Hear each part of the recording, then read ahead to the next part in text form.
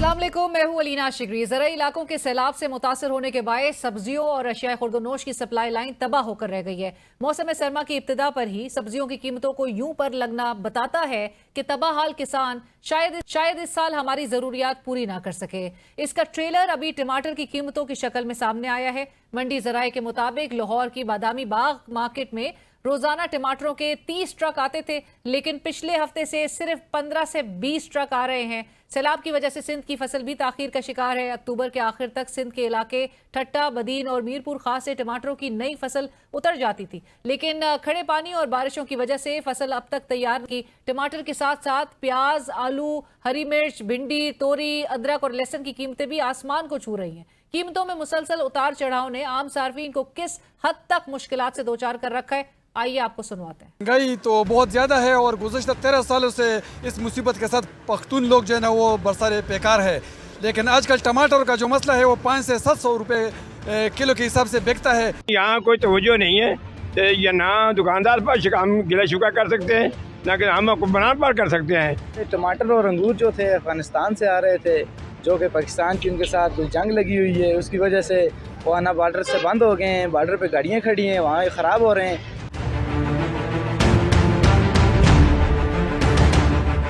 लहसुन लेने आ जाएं, टमाटर लेने आ जाएं, आलू टमाटर का आज 500-550 रुपये रेट है, मटर 500 रुपये पहुँचे हुए हैं। हमारा हुकूमत से यही मुतालबा है कि इनके जो रेट्स हैं वो तो कम किए जाएं। इससे ज़्यादा महंगाई हो गई है, टमाटर तो बहुत ही ज़्यादा महंगे हो गए हैं। 500 रुपये किलो दे रहे हैं। मैंने तो टमाटर की जगह दही इस्तेमाल करना शुरू कर दिया है, और बल्कि बाज़ लोग तो बेचारे जो ख़रीद नहीं सकते, अफोर्ड नहीं कर सकते, उनकी तो बहुत ज़्यादा मुश्किल है। जो है टमाटर 400 रुपये किलो पे फरोख्त किया जा रहा है। जो अभी आजकल के जो मजदूर हैं 800 रुपये दिहाड़ी कमाने वाले, वो 400 रुपये किलो टमाटर कैसे अफोर्ड करेंगे? जो है आलू इस वक्त जो है वो काफ़ी महंगे हो चुके हैं। इसके 2-3 फैक्टर हैं। एक तो ये है कि सैलाब की वजह से भी सब्जियां जो है उनकी तरसील कम है। दूसरा ये भी है कि प्राइस कंट्रोल मैनेजमेंट वालों का काम भी नहीं है, वो उसके ऊपर जो है ना वो मुकम्मल अमल दरामद नहीं करवा सकते हैं। टमाटर की कीमतों के हवाले से हम ये कहेंगे कि जो ये जुल्म और ज्यादती हो रही है इस वक्त सब्जी मंडी में, डिप्टी कमिश्नर को फौरी नोटिस लेना चाहिए।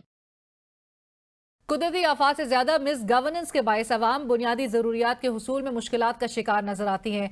लॉन्ग टर्म पॉलिसी के बजाय शॉर्ट टर्म फवायद ने किसान, मंडी और खरीदार सबको परेशान कर रखा है। कन्फ्यूजन का आलम यह है कि गुज़िश्ता साल ये कहकर किसान से गंदम नहीं खरीदी गई कि किसानों के नाम पे कोई माफिया खड़ा हो गया है जिससे हुकूमत ब्लैकमेल नहीं होगी, मगर अब वफाकी हुकूमत ने तमाम सूबों के अहम स्टेक होल्डर्स की मौजूदगी में यू टर्न लेते हुए अपनी गंदम पॉलिसी तब्दील कर ली और किसानों से गंदम की खरीदारी की कीमत 3500 रुपए फी मन मुकर्रर कर दी है। ताम वज़ीर आला पंजाब मरियम नवाज साहिबा का कहना है कि दुनिया के सामने हाथ नहीं फैलाए, सैलाब मुतासिरीन के लिए 100 अरब रुपए मुख्तस किए हैं। 100 अरब रुपया देने जा रहे हैं। अल्हम्दुलिल्लाह ये भी पंजाब ने अपने वसाइल से किया, किसी से कोई पैसा नहीं मांगा। ये बाहर की दुनिया की बैरून मुल्क के सामने, दुनिया के सामने मैंने हाथ नहीं फैलाए। मैंने ये सोचा कि पहले मेरे पास जो वसाइल है, पंजाब के अवाम की अमानत है, पहले मैं वो उनके कदमों में रखूं।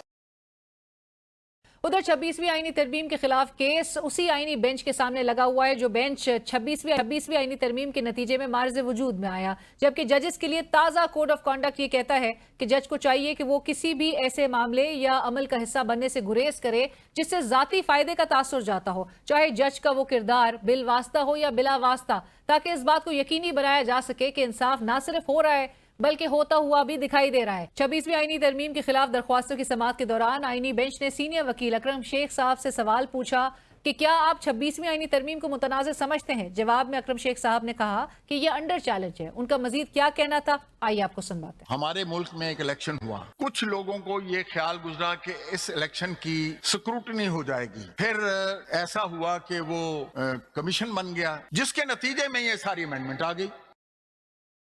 इस वक्त राना एहसान अफजल साहब कोऑर्डिनेटर आप वजीर आजम के सीनियर रहनुमा पाकिस्तान मुस्लिम लीग नवाज। राना साहब अस्सलाम वालेकुम, बहुत शुक्रिया प्रोग्राम पे ज्वाइन करने के लिए। और हमारे साथ मौजूद हैं मुजम्मिल असलम साहब, साबिक मुशीर खजाना खैबर पख्तूनख्वा। मुजम्मिल साहब अस्सलाम वालेकुम, आपका भी बहुत शुक्रिया प्रोग्राम में ज्वाइन करने के लिए। राना एहसान साहब, आपसे गुफ्तगू का आगाज करूंगी।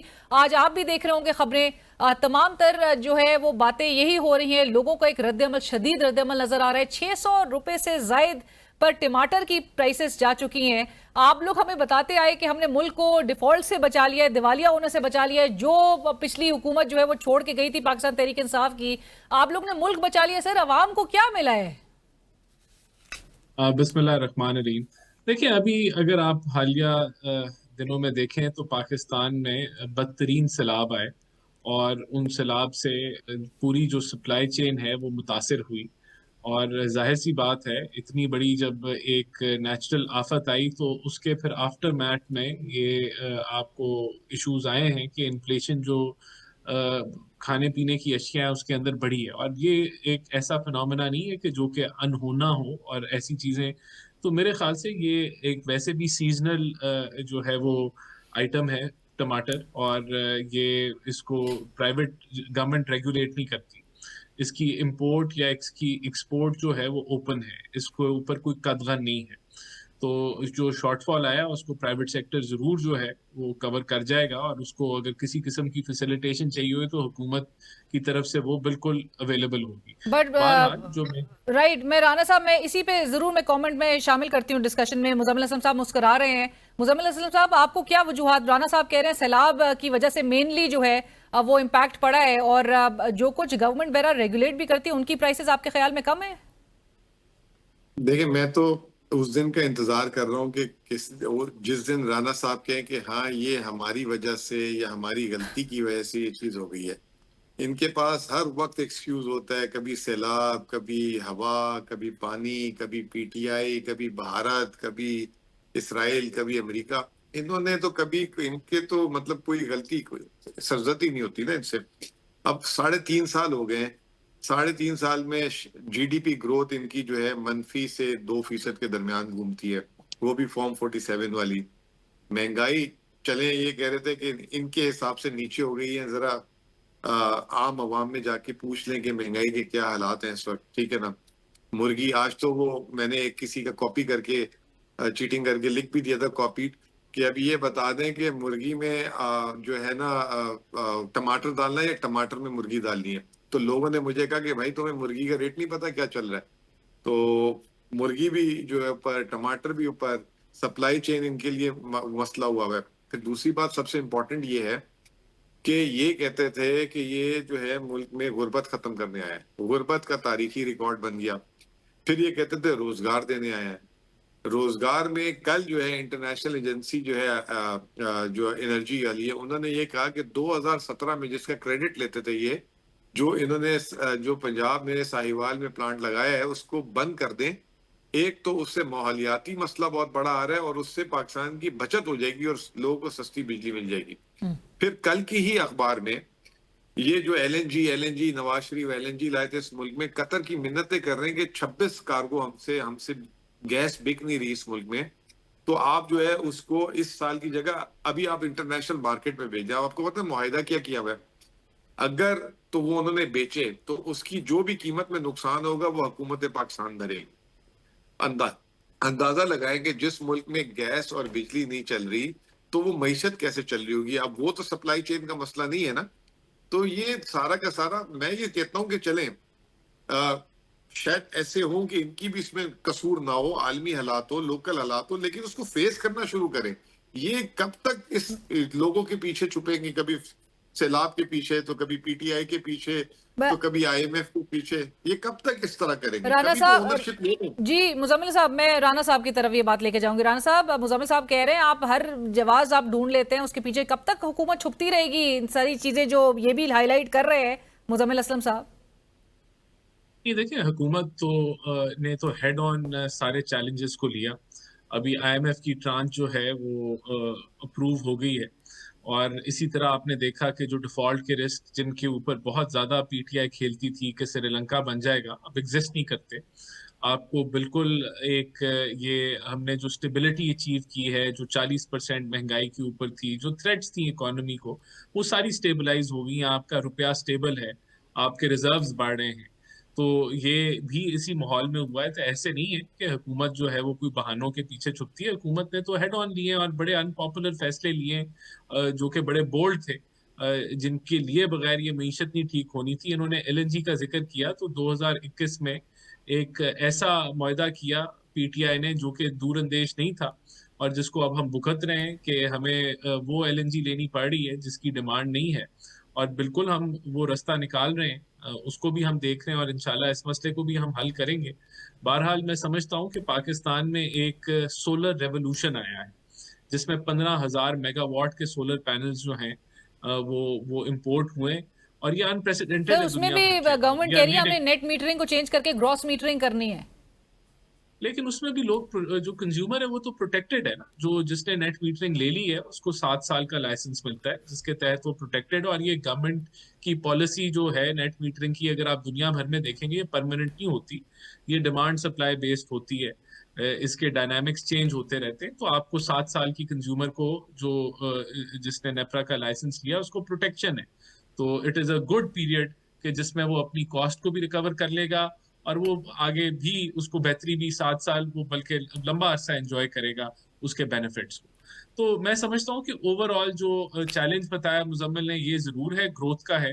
और उसके अंदर हम आहिस्ता इसलिए जा रहे हैं क्योंकि हम नहीं चाहते कि दोबारा करंट अकाउंट डेफिसिट आए। ग्रोथ हमारी ग्रोथ आज भी हम दिखा सकते हैं। 5-6% ग्रो करना कोई मुश्किल काम नहीं है।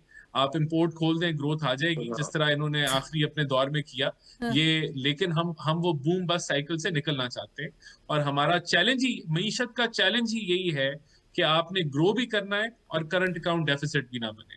तो इस चैलेंज के ऊपर हम चल रहे हैं और इंशाल्लाह हमें पूरी उम्मीद है अभी हमारा 1.5 साल में आपने आप जिस तरह से कह रहे हैं कि बूम एंड बस साइकिल से उससे निकलना चाह रहे हैं, लेकिन जो टमाटर चीनी की उस साइकिल में हम जो फंसी हुई हुकूमत इस वक्त देख रहे हैं उससे ये इतना बड़ा चैलेंज कैसे भुगत सकेंगे? देखिए, मैं आप इसको बहाना कह लें लेकिन पूरी दुनिया ने विटनेस किया है कि पाकिस्तान में जो फ्लड्स आए हैं वो अनप्रेसिडेंटेड थे और उसकी डेवस्टेशन भी सबने देखी है।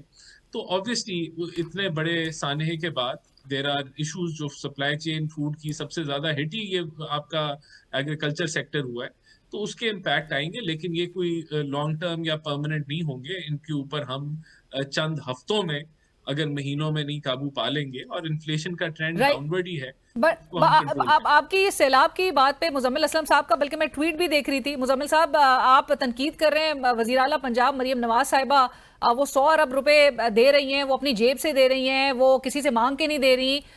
उस पर भी आपको एतराज है कि लॉसेज आप कहते हैं कि इतने ज्यादा हैं, वो तलाफी जो है वो 500-550 अरब की तलाफी कैसे होगी? देखिए, सबसे पहले तो राना साहब ने एक बात बोली, एक जुमले में करना चाहूंगा। वो कह रहे थे ना कि हम चाहें तो 6% कर सकते हैं ग्रोथ, तो ये 6 नहीं 16% भी कर सकते हैं। इनको फॉर्म 47 की बहुत बुरी आदत लगी हुई है। एक को 1000 वोट करने वाले के लिए जो है 0.6 को 16% करना क्या मुश्किल काम है इनके लिए। ये तो अब इस चीज से इम्यून हो गए। दूसरी बात ये कि अब बात ये आ रही है कि फ्लड लॉसेस की ना। देखिए, पहले तो ये तय कर लें कि तारीख का सबसे बड़ा फ्लड कौन सा था। कभी ये कहते हैं 2022 का था। जो फ्लड जब आ जाता है ना, ये तारीख का सबसे बड़ा कर देते हैं इसको, ताकि दुनिया को बेवकूफ बना सके ना ये बैठ के। ठीक है। दूसरी बात ये कि उन्होंने कहा कि मैं 100 अरब रुपए इंशाल्लाह ताला बांटूंगी। अब दूसरी तरफ 650 अरब का नुकसान है, तो 100 अरब रुपए यानी कि जिसका 6.5 रुपए नुकसान हुआ, आप उसको 1 रुपए में टरखा रहे हैं। वो भी उसके पास जाता है कि नहीं जाता। तो ये ऐसी कौन सी खुद मुख्तारी और इतनी आप बड़ी बड़ी, आपसे तो अच्छे हमें अभी खुद कहा आज इन्होंने कि 70% मेरा सर्वे मुकम्मल हो गया। अभी तक ये सर्वे से ही नहीं निकले। वीट क्रॉप सर पे खड़ी है। राना साहब मेरे ख्याल से फैसलाबाद से एग्रीकल्चरिस्ट हैं या इंडस्ट्रियलिस्ट हैं, ये मुझे नहीं पता, लेकिन इनको ये जरूर पता होगा क्योंकि इनके हल्के से वीट क्रॉप सर पे खड़ी है। आप सर्वे कर रहे हैं, कब कंपनसेशन देंगे? लोग बेघर हुए में केपी से क्यों नहीं? केपी का ठीक है, हमारा इम्पैक्ट आपके मुकाबले में छोटा आया। हमने 3 हफ्ते में सबको पैसे दे के 10.5 अरब रुपए दे के सब खत्म कर दिया, फारिग हो गए। तो आप अगर इतने अहल थे, हमें तो आप ना अहल कहते हैं ना, हमारी गवर्नेंस पे भी आप बात करते हैं। आप तो इतने स्मार्ट थे, आपके पास आईटी भी थी, इतना इंफ्रास्ट्रक्चर भी था, आपसे सर्वे ही नहीं मुकम्मल हो रहा, तो आप कहाँ चलेंगे आगे? और फिर सर्वे मुकम्मल होने के बाद 100 अरब पे बात आ गई है। तो ये मेरा नहीं ख्याल कि मुतमईन कर सकेंगे। ये 60 लाख लोग डिस्प्लेस हुए हैं जो प्रेजेंटेशन में बताया, जिसमें पंजाब में 45 लाख लोग डिस्प्लेस। राइट, बट मुजम्मिल साहब आप मैं ब्रीफली जाऊंगी, फिर मैं राना साहब की तरफ ये बात लेके जाऊंगी कि आप भी चूंकि उस हाई पावर्ड इजलास में शरीक थे, वीट पॉलिसी के हवाले से क्या फैसला किया गया है? देखें जी, पहली तो वीट पॉलिसी में पहला फैसला जो हमने करवाया वहां पे कि ये खुदा के वास्ते मेरा पानी, मेरे वसाइल, मेरे सूबा, मेरी गंदम, इससे आप निकलें, सारे पाकिस्तानियों को ओन करें एक दूसरे को। हर पाकिस्तानी एक दूसरे को कुछ ना कुछ कंपनसेट करता है। हम पानी देते हैं, बिजली सस्ती देते हैं, सिंध गैस देता है, बलूचिस्तान गैस। तो वो जो है ये जो वीट पे पाबंदी और आटे पे लगाई हुई है, पंजाब ने उसको हटाए फौरन, क्योंकि केपी में 20 किलो आटे का थैला 300 रुपए पूरे मुल्क से ज्यादा है। और ये हटाने का फैसला कर लिया था मुजम्मिल साहब? जी, फैसला उसमें वीट पॉलिसी में आ भी गया लिखा हुआ। दूसरा फैसला ये हुआ है कि जी अगले साल गंदम जो है सूबे खरीद सकते हैं, IMF से इजाजत ली है।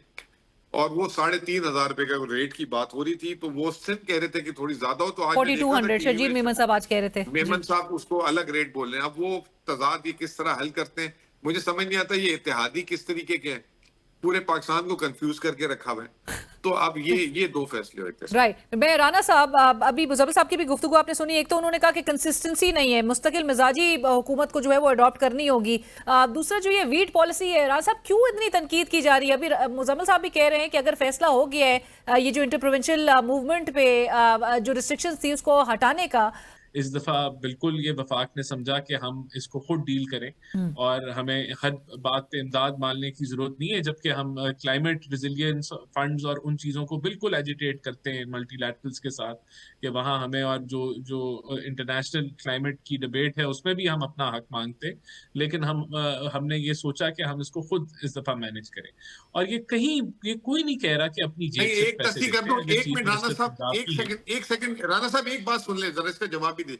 अभी परसों का बयान है आपके एहसन इकबाल साहब का कि 2022 के फ्लड रिस्पांस के बाद हमें जो वादे किए गए उसमें पैसे नहीं मिले, तो इस दफा भी हमें कोई खास वो नहीं हुआ, तो हमने फिर राब्ता ही नहीं करने की कोशिश की। ये देखें, ये एहसन इकबाल साहब, अलीना आप जो है गूगल कर लें। मैं इसकी तस्दीक भी करूंगा। पिछली दफा इनका जो यूनाइटेड नेशंस का जो क्लाइमेट का फंड है, हमें पिछली दफा जो उनका इमरजेंसी फंड है जो फौरी इमदाद के लिए मिलता है, उसमें से गालिबन $150 मिलियन मिला था, जो 40-50 अरब रुपए बनते हैं। तो इतनी, और वो भी जो है यूनाइटेड नेशन वाले भी फिर दीगर अपने मेंबर ममालिक से इमदाद मांगते हैं। तो वो एक तो वो हो गया। बाकी जो प्लेजेस हुई थी उसके अंदर जो मैकेनिज्म है वो आज भी वो एक स्ट्रिंजेंट और सख्त मैकेनिज्म है, और उसके ऊपर भी हमने अपने जो है खदशात जाहिर किए हैं कि ये तो बड़ा स्लो है मैकेनिज्म। और इसके अंदर आप जो पाकिस्तान की रिक्वायरमेंट है कि 7 से 10 अरब US डॉलर्स हमें क्लाइमेटिक, क्योंकि हमारी वनरेबिलिटी ज्यादा है तो हमें वहां फाइनेंसिंग मिलनी चाहिए, वो उसके करीब भी नहीं है। खैर बहरहाल ये एक अलग बट राना साहब, शायद आपकी इत्तेहादी पीपल्स पार्टी का भी टिफ जो आपकी जमात के साथ है वो इसी बात पे था कि बिलावल साहब भी पहले इनिशियली स्ट्रेस देते रहे कि इमरजेंसी डिक्लेयर किया जाए, उसमें भी वो कहते हैं कि जी ताखीर से की गई। उसके बाद फिर जो आप लोग प्लेजेस बिल्कुल वो कर सकते हैं, क्योंकि वो आईनी ओहदों पे बैठे हैं, हम कैबिनेट चला रहे हैं, तो ये कैबिनेट का फैसला था, तो हमने we stood by our decisions और उनके साथ हमने एंगेज किया इन मामलात के ऊपर। आप दोनों की इजाजत से एक ब्रेक शामिल करते हैं नाज़रीन, कहीं मत जाइए कि डिस्कशन को आगे बढ़ाएंगे एक ब्रेक के बाद।